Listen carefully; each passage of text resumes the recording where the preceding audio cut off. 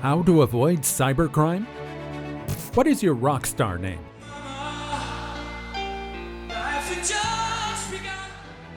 Can you remember your first pet? What's the first gig you went to? I usually answer those types of questions. If questions like this pop up when you're scrolling through social media online, you should think twice before answering. Although people have some idea how they can be scammed online, there were many new ways in which they may be caught out. Don't worry, I'll tell you the do's and don'ts on how to avoid scams.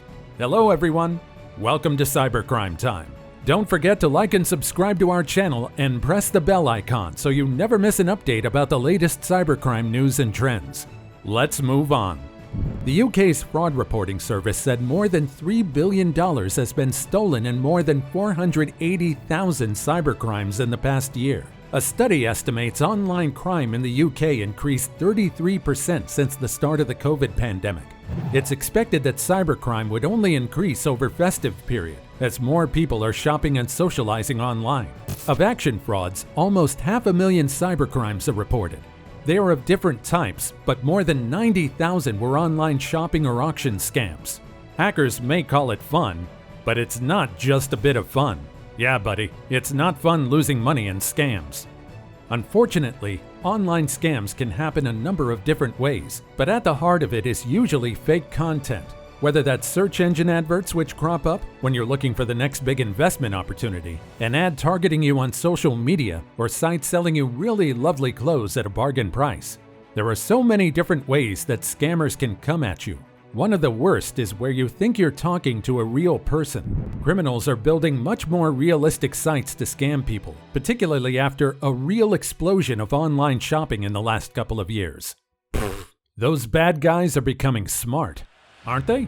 He explained what made the problem worse was so many cybercrimes went unreported due to many not knowing how to report it or feeling embarrassed they fell for a scam.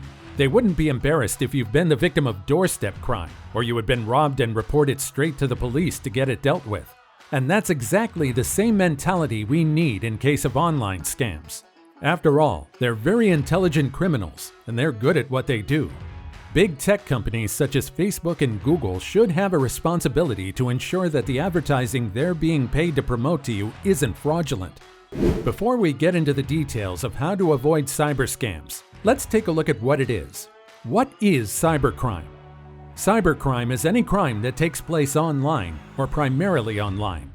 Cybercriminals often commit crimes by targeting computer networks or devices. Cybercrime can range from security breaches to identity theft. Other cybercrimes include things like revenge porn, cyberstalking, harassment, bullying, and child sexual exploitation. Terrorists collaborate on the internet, moving terrorist activities and crimes into cyberspace. Asking for personal information to scam people online is called phishing. Now the question that comes to mind is why? Why do people fall for it? Well, according to a psychologist, Martin Graff, it's all down to our relationship with being online. The very innocuous questions are the kind of quizzes we would see on Facebook anyway, so people just dive into these things without giving them a lot of thought, said Mr. Graff of the University of South Wales. It's what we might call low-level disclosure and is almost sort of chit-chat stuff. You would happily tell someone you just met in a pub what your favorite ice cream is, and it's no big deal really just to say those kind of things. There was a privacy paradox with people who give away information like this, in that people know they should not give away information online, but there is a bit of a mismatch between what we actually believe and what we do. Often, people forget there is a real person on the other side of the computer, and the willingness to give away information like this online is mirrored in our approach to social media. The types of questions may seem irrelevant at first, but could help someone trying to guess your security questions. Those kinds of quizzes and those personality-type tests may seem a little bit of fun, but actually, the information out there in the public domain can ultimately be used against you, and it's something we do recommend people avoid participating in, even if it does seem like just a bit of fun. Damn it, I'm not gonna lie, those quizzes are fun to do. What do I do if I think I've been scammed? Action Fraud said people need to take 5 to stop fraud campaign to keep themselves safe. These include: stop. Taking a moment to stop and think before parting with your money or information could keep you safe. Challenge. Could it be fake? It's okay to reject, refuse, or ignore any requests. Only criminals will try to rush or panic you. Protect. If you think you've been the victim of fraud, contact your bank immediately and report it to Action Fraud. Cybercrime is an ongoing threat. You might think the only form of cybercrime you have to worry about is hackers stealing your financial information, but it may not be so simple. There are far more concerns than just basic financial ones. Cybercrime continues to evolve, with new threats surfacing every year. When you hear and read about the range of cybercrimes out there, you might be tempted to stop using the internet entirely. That's probably too drastic. Instead, it's a good idea to know how to recognize cybercrime, which can be the first step to helping protect yourself and your data. Taking some basic precautions and knowing who to contact when you see others engaged in criminal activities online are also important steps. You might want to learn how to prevent cybercrime, but here's the thing: you can't. You can, however, take precautions to help protect against it. Here's the real deal, guys, and I'm gonna lay it down for you. How to protect yourself against cybercrime. Anyone using the internet should exercise some basic precautions. Here are 11 tips you can use to help protect yourself against the range of cybercrimes out there. 1. Use a full-service internet security suite.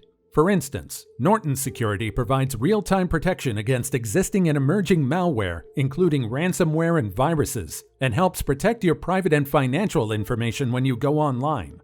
2. Use strong passwords. Don't repeat your passwords on different sites, and change your passwords regularly. Make them complex. That means using a combination of at least 10 letters, numbers, and symbols. A password management application can help you to keep your passwords locked down. 3. Keep your software updated. This is especially important with your operating system and internet security software.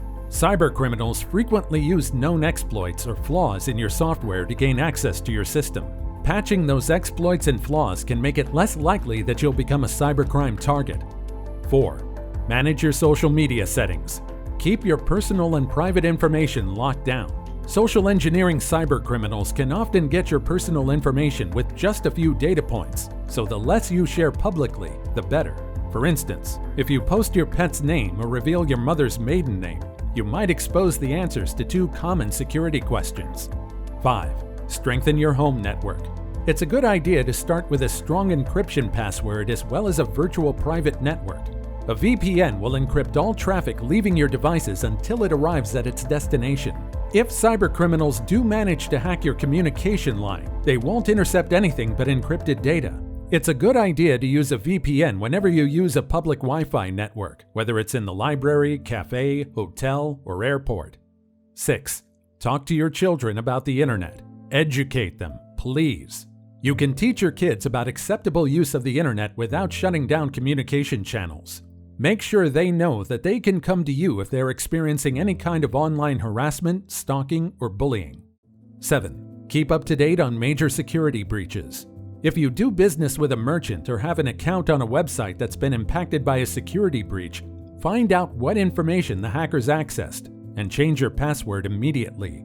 8. Take measures to help protect you against identity theft. Identity theft occurs when someone wrongfully obtains your personal data in a way that involves fraud or deception, typically for economic gain. How? You might be tricked into giving personal information over the internet, for instance, or a thief might steal your mail to access account information. That's why it's important to guard your personal data. A VPN, short for Virtual Private Network, can also help protect the data you send and receive online, especially when accessing the internet on public Wi-Fi.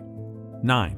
Know that identity theft can happen anywhere. It's smart to know how to protect your identity even when traveling. There are a lot of things you can do to help keep criminals from getting your private information on the road. These include keeping your travel plans off social media and using a VPN when accessing the internet over your hotel's Wi-Fi network.